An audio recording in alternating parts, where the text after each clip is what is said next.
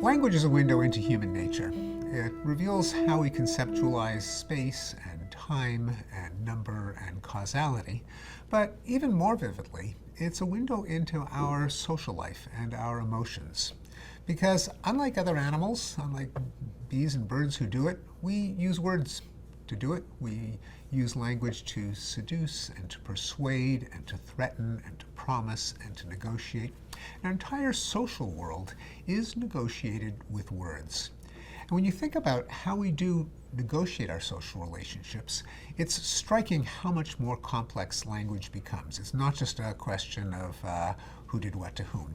Because we usually don't just blurt out what we mean, but we veil our intentions in innuendo and euphemism and doublespeak and shilly-shallying.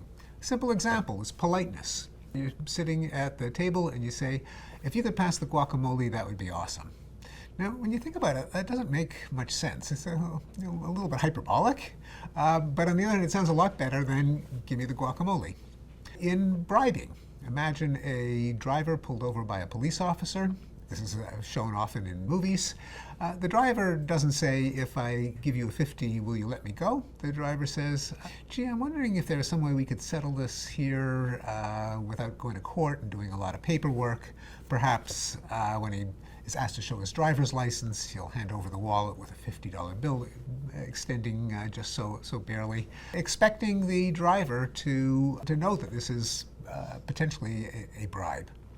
A threat, another cliche from the movies. Nice story you got there. Would be a real shame if something happened to it. Seductions. People say things like, would you like to come up and see my etchings? Or want to come up for Netflix and chill?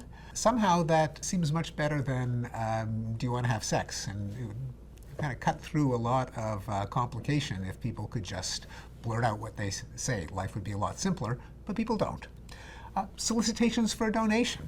I've been to a lot of fundraising events at universities where I'm often the bait to the donors, and at the opportune moment, the dean doesn't say, okay, now it's time to give money. The dean will say something like, we're counting on you to show leadership in our campaign for the future and be a friend to the university, meaning give money.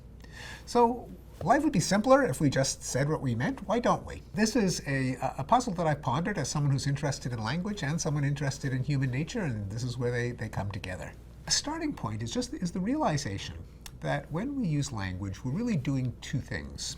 We are conveying some kind of message. I really would like the guacamole. On the other hand, we are also negotiating and ratifying our social relationship. And that dual purpose of language explains why it's often so maddeningly complex in ways that often lawyers have to work out in cases of extortion and bribery and sexual harassment.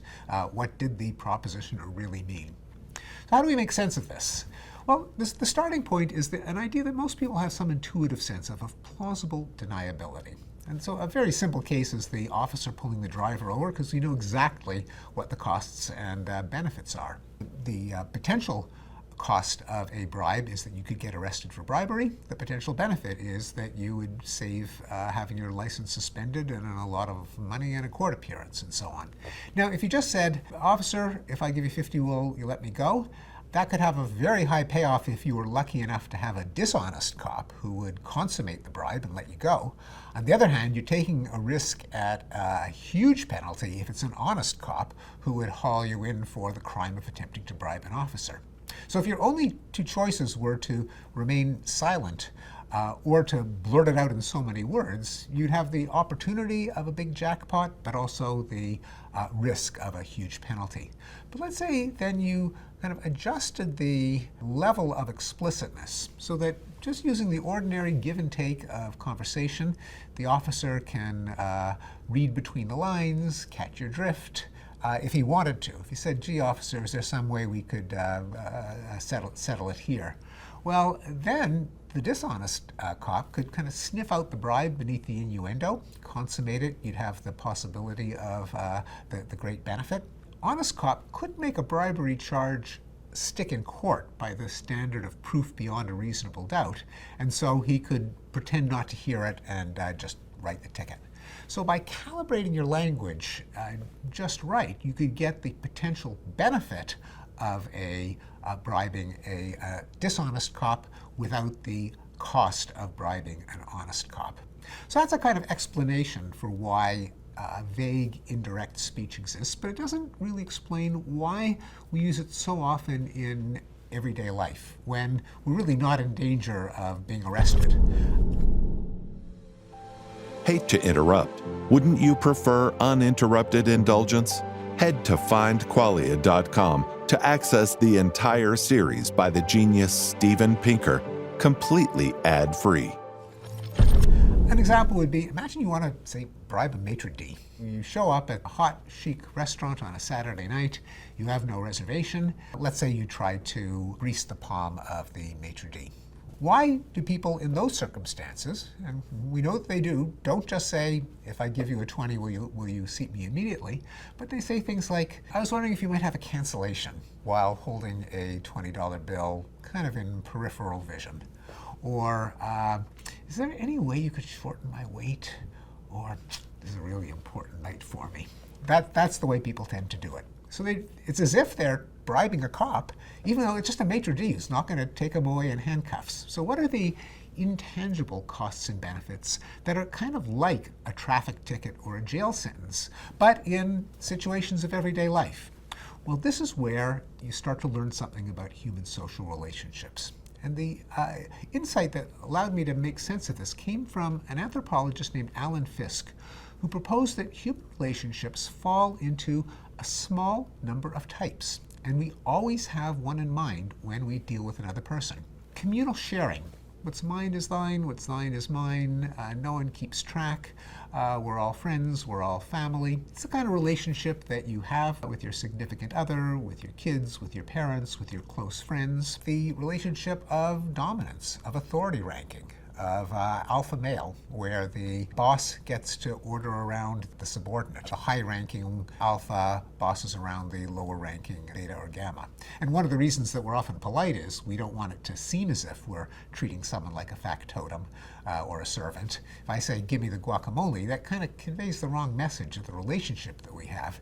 If I say, well, that guacamole is looking pretty nice, the other person can read between the lines and the deal is consummated without you invoking the relationship model of authority, which you don't want in the circumstance of a friend or even a stranger.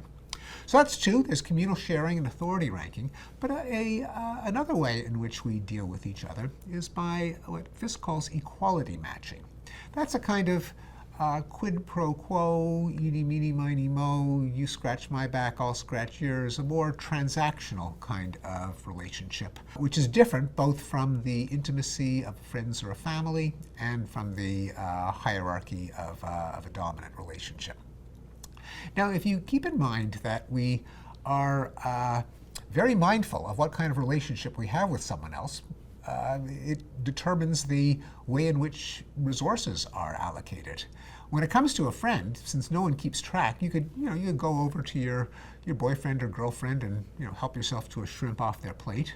But you wouldn't go to your academic advisor or your boss and help yourself to a shrimp off their plate, or a stranger, because you don't have that communal relationship. At the end of a dinner party, for example, when you're with friends, you wouldn't pull out your wallet and offer to pay for the host for the meal. I mean, in some ways that seems like a logical, nice thing to do, but it would kind of shatter the mood. It would be a deeply, deeply weird thing to do. And people are always conscious of what kind of relationship they have and mindful of the boundaries, even though sometimes we have to do something that violates the rules of the relationship in force. And everyone knows that that can be fraught. For example, if a friend sells his car to another friend, everyone knows that that's kind of touchy, that it can, as they say, put a strain on the friendship, and that's why people are advised not to do business with their friends. Conversely, just as you wouldn't pay a friend for a nice meal at the end of a dinner party, you wouldn't say to the owner of a restaurant, oh, we really enjoyed ourselves. We'd love to have you back one of these days. Then they might call the police on you for skipping out on the bill. So we're always mindful of this, and a violation of the relationship that's currently in force, when one person assumes one relationship and the other assumes another, is informally policed in our social world not by handcuffs and tickets and jail sentences and fines, but by emotions, in particular by our self-conscious emotions like embarrassment and shame and guilt and sometimes shock and outrage. And it's in avoiding those negative emotions, signaling a relationship mismatch, that you get the dynamics that make, say, offering a bribe to a maitre d' kind of like offering a bribe to a police officer. Why? Well, the maitre d' in a restaurant is kind of in control. He's or she is the authority. He seats people when and where they choose.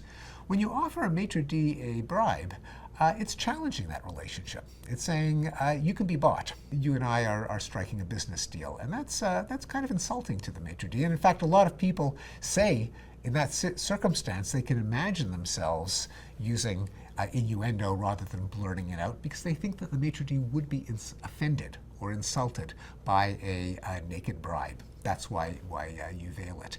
And as with the police officer, by having a vague hint of a bribe that a dishonest maitre d' can kind of sniff out and accept if he wants, and an honest maitre d' could choose to let pass, you get the advantages of tendering a naked bribe without the disadvantages of offering one to the kind of maitre d' that would not accept it, would not be willing to transition to a transactional relationship and would insist on maintaining dominance.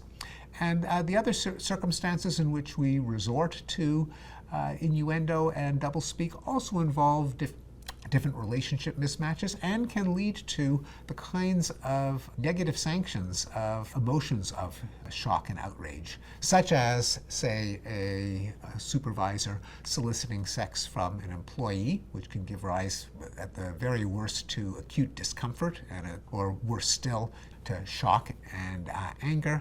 By keeping it vague, both parties can decide whether they want to consummate the offer without challenging the relationship that's currently in force.